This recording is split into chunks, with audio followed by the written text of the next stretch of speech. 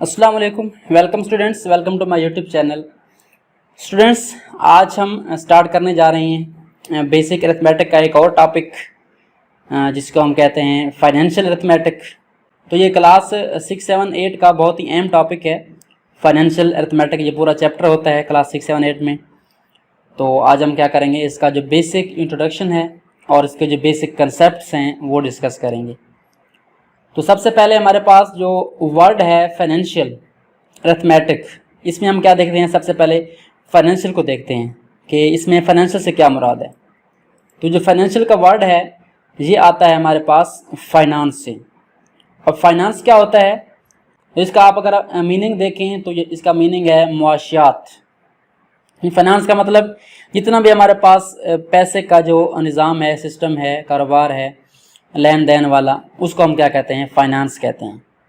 तो financial arithmetic का क्या मतलब है कि हमारे जितने भी हिसाब किताब वाले जो काम होते हैं, फॉर एग्ज़ाम्पल आपका मुनाफा है, नुकसान है, या टैक्स है, ज़कात है, ये सारे क्या है हमारे पास, ये टॉपिक जो हैं ये इसी फाइनेंशियल अरिथमेटिक के अंदर आते हैं।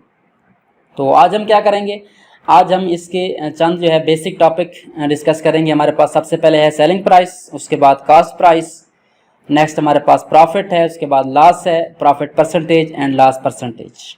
तो ये 4 से 5 बेसिक टॉपिक हैं जो कि इसमें आपको लाजमी आने चाहिए, तो उनको हम डिस्कस करते हैं। तो सबसे पहले हम जाते हैं सेलिंग प्राइस कि हमारे पास सेलिंग प्राइस क्या होती है। तो सबसे पहले हम डिस्कस करते हैं कि हमारे पास सेलिंग प्राइस क्या होती है। अब सेलिंग प्राइस आप जानते हैं, सेल मतलब होता है बेचना। तो सेलिंग प्राइस से क्या मुराद हो गया, ऐसी कीमत, प्राइस कीमत होती है। तो ऐसी कीमत जिस पे हम कोई चीज़ बेचते हैं, यानी इसको पढ़ लेते हैं। The price at which an item is sold is called its selling price. यानी ऐसी प्राइस जिस प्राइस पे कोई चीज़ बेची जा रही है उसको हम क्या कहते हैं, सेलिंग प्राइस कहते हैं।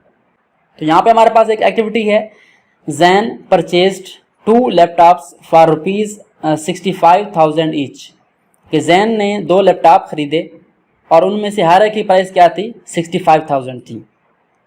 He sold 1 laptop for ₹66,000 and other for ₹63,000. How can we find out that Zain is in profit or loss?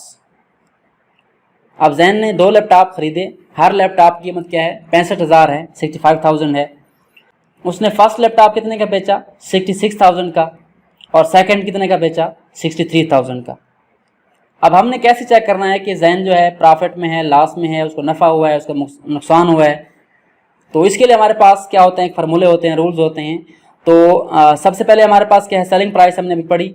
तो यहाँ से हम देख सकते हैं कि सेलिंग प्राइस हमारे पास क्या होती है, जिस पे वो बेच रहा है, यानी ये उसने ख़रीदा और ये बेचा इस पर। तो सेलिंग प्राइस यहाँ पर 2 हैं, एक लैपटॉप की और दूसरे की। तो सेलिंग प्राइस को हम शॉर्टकट क्या लिखते हैं, SP लिखते हैं, S.P। और यहाँ पे अगर आप देखें तो लिखा हुआ है the selling price of the first laptop is ₹66,000 and the selling price of the second laptop is 63,000। यानी फर्स्ट लैपटॉप उसने कितने का बेचा, 66,000 का। तो फर्स्ट सेलिंग प्राइस कौन सी आ गई, 66,000, और सेकंड कौन सी आ गई, 63,000। तो ये तो हमारे पास है सेलिंग प्राइस जिस पे हम बेचते हैं चीज़ को। उसके बाद है कॉस्ट प्राइस। तो कॉस्ट मतलब होता है लागत, खर्चा। तो प्राइस कीमत हो गई। तो ऐसी कीमत जिस पे हम क्या किस चीज़ पे खर्चा करते हैं, किस चीज़ पे लगाते हैं। तो कॉस्ट प्राइस क्या होगी, कीमत ख़रीद जिसको कहते हैं हम। The price at which an item is bought is called its cost price. यानी ऐसी प्राइस जिस पे कोई चीज़ खरीदी जा रही है उसको हम क्या कहते हैं, कॉस्ट प्राइस कहते हैं। It is denoted by CP। इसको हम शॉर्टकट क्या लिखते हैं, CP लिखते हैं। C से मुराद कॉस्ट और P से मुराद प्राइस। तो cost price of laptop is 65,000। तो जैसे हमने पहले डिस्कस किया है कि हम जैन ने लैपटॉप खरीदा 65,000 का, तो इसकी कास्ट प्राइस क्या आ गई हमारे पास, 65,000 आ गई। उसके बाद हमारे पास जो मेन टॉपिक है इसके वो है प्रॉफिट एंड लॉस। तो आप यहाँ पे अंदाज़ा लगा सकते हैं कि अगर जैन ने 65,000 का लैपटॉप ख़रीदा है तो अगर वो इससे ज़्यादा प्राइस में बेचेगा तो तभी उसको नफ़ा होगा या मुनाफा होगा। अगर वो इससे कम बेचता है तो उसको नुकसान होगा। तो यही बात यहाँ पे लिखी हुई है, if the SP is greater than cost price. अगर सेलिंग प्राइस ज़्यादा है कॉस्ट प्राइस से तो जैन क्या होगा, प्रॉफिट में होगा। If the SP is less than cost price then gain will be in loss. कि अगर सेलिंग प्राइस कम हो गई, यानी आपने ख़रीदी एक चीज़ 100 में है और बेची 80 में है, तो यानी आप नुकसान में हैं, घाटे में हैं। अगर आपने एक चीज़ 100 में ख़रीदी है और 120 में बेची है, तो इसका मतलब आपको नफ़ा हुआ है, कुछ मिला है, आपको नुकसान नहीं हुआ। तो यही हमने डिस्कस करना है कि हमारे पास प्रॉफिट क्या होता है और लॉस क्या होता है।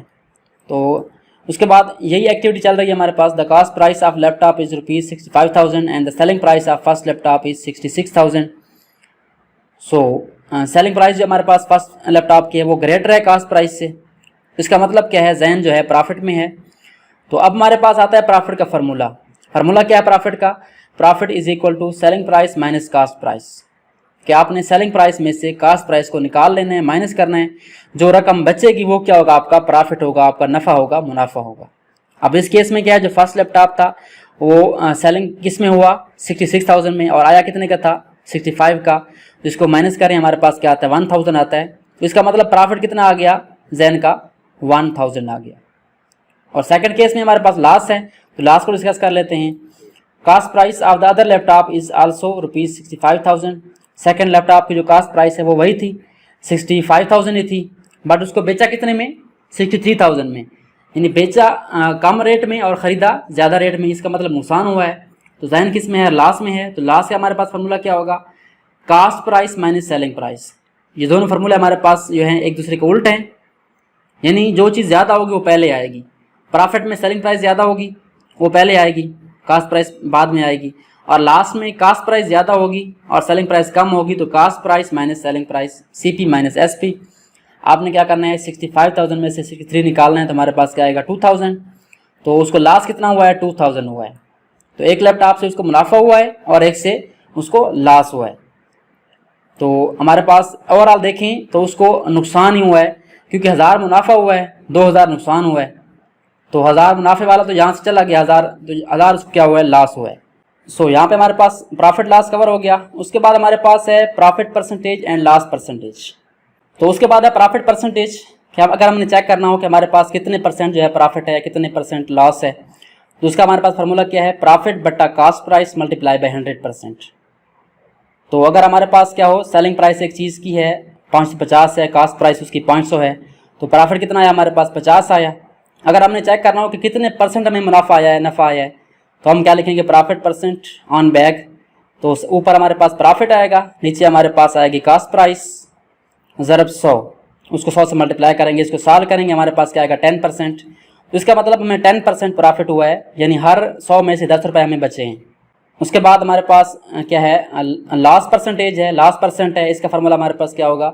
लॉस बटा कॉस्ट प्राइस मल्टीप्लाई बाय 100%। तो लॉस कैसे निकालना है आपने? Cost price minus selling price करेंगे तो हमारे पास क्या आएगा? ये लॉस आ जाएगा। आपने क्या करना है? कॉस्ट प्राइस में से सेलिंग प्राइस निकाल लेनी है, हमारे पास 300 आ गई।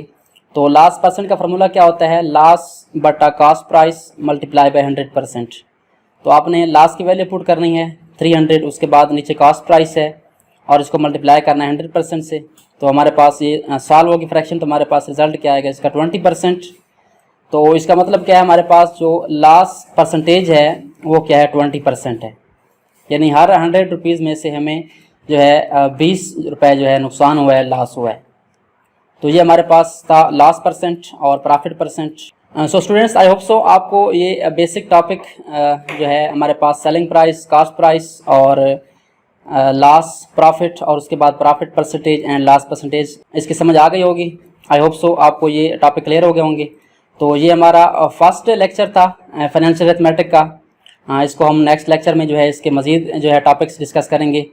तो आज के लिए इतना ही। Thanks for watching and don't forget to subscribe my channel.